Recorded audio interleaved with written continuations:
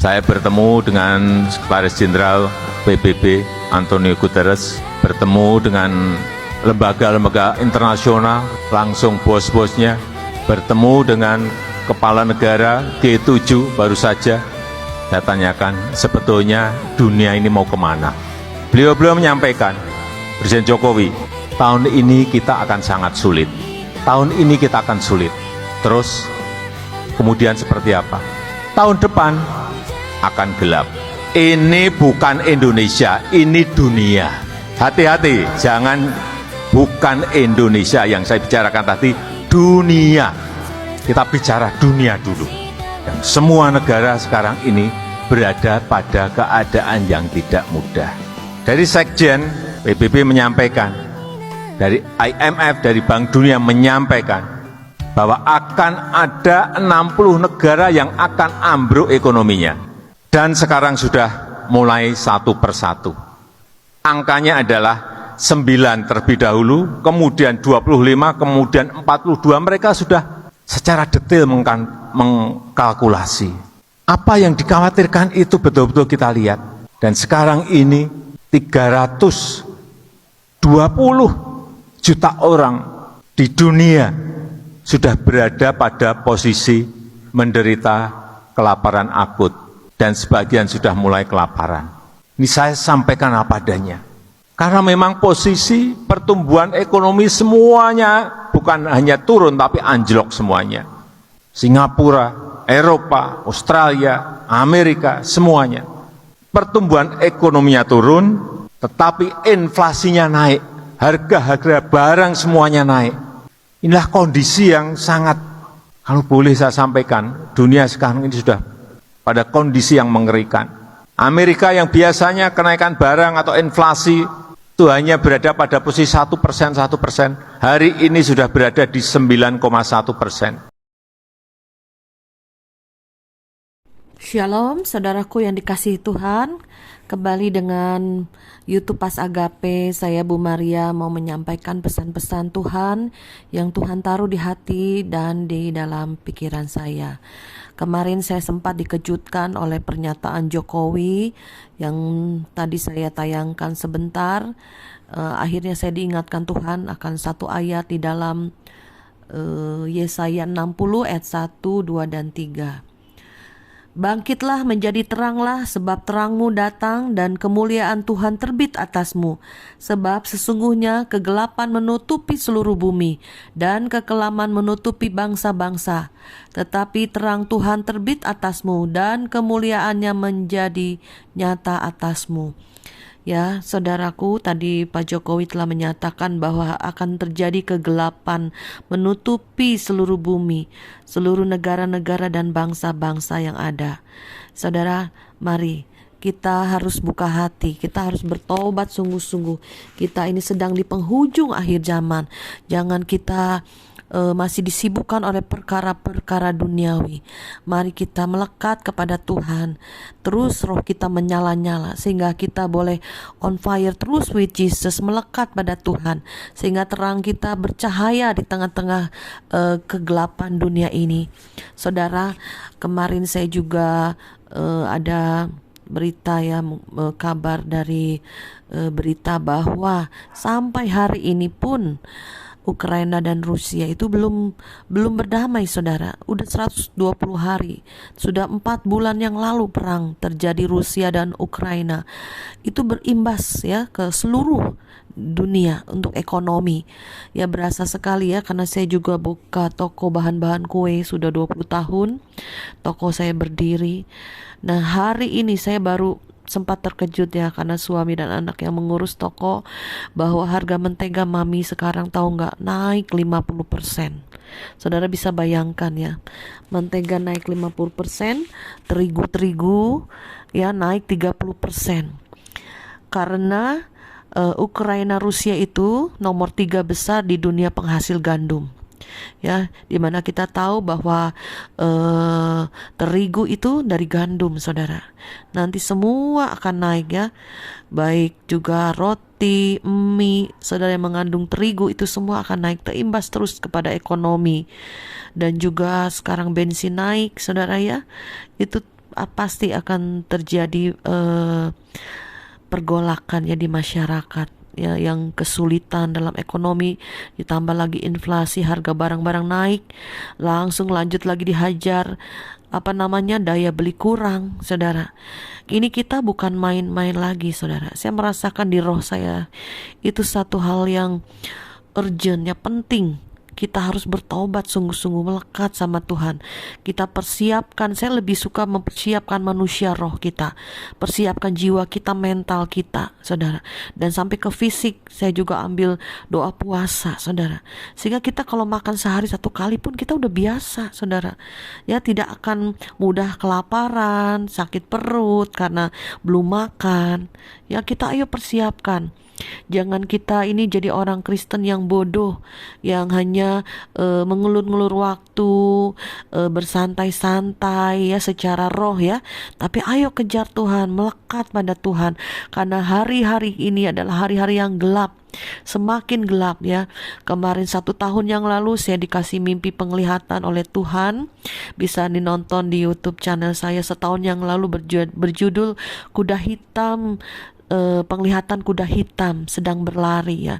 Saya diingatkan kembali waktu itu saya dikasih penglihatan waktu malam, waktu saya tidur, saya melihat ada kuda itu sudah berlari ya, kuda hitam. Dan juga ada kuda yang besar dan udah ada kuda yang kecil-kecil ya. Jadi tidak satu kudanya, ada kuda besar dan ada kuda yang kecil-kecil. Tuh saya lihat orang-orang itu berjatuhan di jalan-jalan ya. Jadi rebah lah gitu ya, rebah. Ada yang mati, ada yang sekarat ya. Saya bilang, Tuhan, ini apa Tuhan? Tuhan, ini apa Tuhan? Tuhan bilang akan terjadi masa-masa kelaparan di depan. Ya, bukan hanya orang dewasa, orang tua, anak-anak pun akan mengalami kelaparan, kematian, saudara. Ayo kita persiapkan diri kita. Jangan kita merasa, oh Indonesia masih enak, Indonesia masih bisa bisnis pasti putar, Indonesia tidak mungkin kelaparan. Siapa bilang, saudara? Jokowi bilang 60 negara sudah hampir kolaps ya, 40 sudah dipastikan. Indonesia bagaimana, saudara? Indonesia pun akan menuju ya, bangsa-bangsa semua akan runtuh, saudara. Ayo kita persiapkan, jangan kita merasa ini masih jauh. Bahkan 1 tahun yang lalu waktu saya buka YouTube, saya bikin video YouTube tentang kuda hitam ini, ada komentar, kapan Bu Maria, seperti mengenyek gitu ya. Saya bilang segera ya, ini akan cepat berlari, kuda ini akan segera, tidak seperti yang saudara bayangkan, akan terus mencapai kemenangan sampai seluruh dunia akan mengalami kelaparan. Ya, saya juga diingatkan Tuhan oleh firman Tuhan di dalam Wahyu 6 ayat 5 ya. Dan ketika anak domba itu membuka materai yang ketiga, aku mendengar makhluk yang ketiga berkata, mari. Dan aku melihat sesungguhnya ada seekor kuda hitam, dan orang yang menungganginya memegang sebuah timbangan di tangannya. Dan aku mendengar seperti ada suara di tengah-tengah keempat makhluk itu berkata, secupak gandum sedinar dan 3 cupak jelai sedinar, tetapi janganlah rusakkan minyak dan anggur itu. Ya, puji nama Tuhan. Kuda hitam berbicara tentang kelaparan, karena di tangan penunggangnya itu ada timbangan, berbicara tentang ekonomi. Ya saudara, jadi kita jangan takut, jangan gelisah, jangan gentar. Kematian akan ada di depan kita. Persiapkan diri kita, persiapkan keluarga kita, persiapkan orang-orang sekitar kita. Kalau kita sampai mengalami kelaparan, sampai mengalami kematian, walaupun saudara kaya, banyak uang, tapi tidak ada barang, tidak ada bahan pokok, makanan pokok yang dibeli, akan mengalami juga. Ya, kaya miskin akan mengalami kelaparan, saudara. Dikatakan hanya yang mempunyai minyak dan anggur jangan dirusakkan, Tuhan bilang. Minyak berbicara apa? Minyak berbicara Roh Kudus. Api Roh Kudus dalam kita harus terus menyala-nyala. Anggur berbicara juga tentang darah Yesus. Ada kuasa ya, ada kuasa dari darah Yesus. Kita harus selalu, ada anggur juga berbicara sukacita. Selalu bersukacita ya, susah senang selalu bersukacita. Jangan sampai kita kehilangan kehilangan sukacita damai sejahtera. Jangan sampai kehilangan iman kita kepada Tuhan Yesus Kristus. Dan minyak itu berbicara selain Roh Kudus, minyak itu berbicara kalau satu biji zaitun itu harus ditumbuk, diremukkan, dihancurkan sehingga keluar minyaknya. Jadi kehidupan kita mengalami banyak masalah, peremukan hati, perobekan jiwa, mengalami banyak hal, tekanan, kesusahan, kesulitan, masalah hidup. Itu minyak di dalam hidupmu dan saya sedang dikeluarkan oleh Tuhan. Sehingga pada saat kita mengalami masa-masa sukar, minyak dan anggur itu jangan dirusakkan. Bahkan kita akan menjadi berkat bagi banyak orang di tengah-tengah dunia yang semakin gelap, yang semakin menuju kegelapan seutuhnya. Ayo, selagi masih ada sedikit waktu kesempatan, mari kita lebih sungguh-sungguh lagi mendengar suara Tuhan dan tahu apa yang harus kita kerjakan, lakukan ke depannya. Saya juga mengucap syukur ya, di tengah-tengah situasi mungkin ekonomi goncangan ya, ada mujizat, masih ada pertolongan. Kayak kemarin juga saya tidak menyangka ya bahwa banyak orang subscriber yang Tuhan gerakan hati mereka untuk mengisi di Lumbung Yusuf.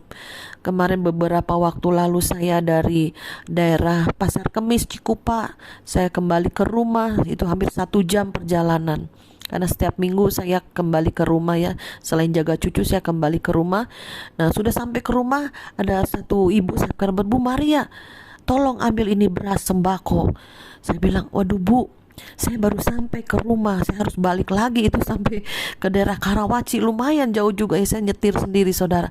Waduh gimana Bu, apa tidak bisa beli di sekitar sini saja? Enggak, ini sudah langganan saya.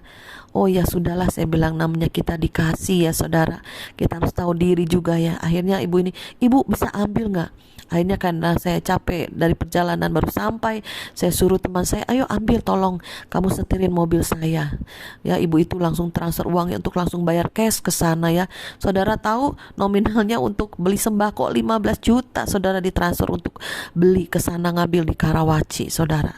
Ya itu saya bilang sama teman saya, mobil saya kalau ndak muat kamu pesan sewa mobil lain. Ya benar saudara, ternyata tidak cukup, mobil saya bisa ambruk gitu saudara. 15 juta untuk sembako ya, lebihnya ada ongkos untuk angkut juga saudara. Ya puji nama Tuhan, di tengah-tengah situasi dunia yang semakin goncang ya, semakin terpuruk, semakin ekonomi sulit, tapi tetap aja ada mujizat, tetap ada pertolongan ya bagi jiwa-jiwa yang mau kita injilin, gereja-gereja yang kita bantu. Banyak sekali yang Tuhan bukakan terus channel-channel kemana-mana ya, dari gereja ke gereja, dari persekutuan ke persekutuan, dari tempat ke tempat ya, dari gereja rumah-rumah yang kita bantu, baik dana, baik sembako, baik firman, baik urapan, semuanya kita bagikan ya. Alkitab pun diberikan saudara. Ibu ini juga memberi Alkitab saudara, sampai berapa kali, berapa ratus itu, berapa kali saudara ya. Saya sangat bersyukur saudara. Tuh kalau Tuhan tidak menggerakkan, saya yakin juga tidak mungkin orang ini tergerak untuk memberi. Orang saya kenal enggak, pernah face to face juga enggak saudara ya, tapi saya percaya dari roh ke roh, terus terhubung dengan Tuhan, maka Tuhanlah yang menggerakkan mereka untuk memberi, membagi, mengumpulkan harta di sorga ya, bagi yang memberi dan membagi itu. Dan saya hanya saluran dari Tuhan ya, menyediakan wadah ya untuk menjadi saluran Tuhan. Saya bisa membagi, memberi lebih banyak orang lagi. Dan saya percaya ini, kami juga berdoa ya saudara. Ada subscriber juga kemarin dari Kelapa Gading, seorang bapak, Bu Maria, kalau dia, ayo kita berdoa. Kita baru berdoa saja saudara, langsung bahasa rohnya. Aduh saya juga sampai, Tuhan ini ada hadirat Tuhan, Kau hadir di tengah-tengah kami ya. Dia doakan saya menangis, saya mendoakan dia juga menangis saudara ya. Saya menangis waktu bapak ini bilang, Tuhan tolong Bu Maria supaya dia tepat pada sasaran ya, untuk membagi, memberi, dan juga nama Tuhan dipermuliakan, akan ada banyak orang yang bertobat. Tidak ada kerinduan hati saya selain banyak jiwa-jiwa yang dikuatkan, banyak jiwa-jiwa yang diselamatkan, banyak jiwa-jiwa yang kembali kepada Tuhan, bertobat sungguh-sungguh. Itu kerinduan hati saya dan yang Tuhan taruh di hati saya ya. Saya percaya, mari kita bergandengan tangan.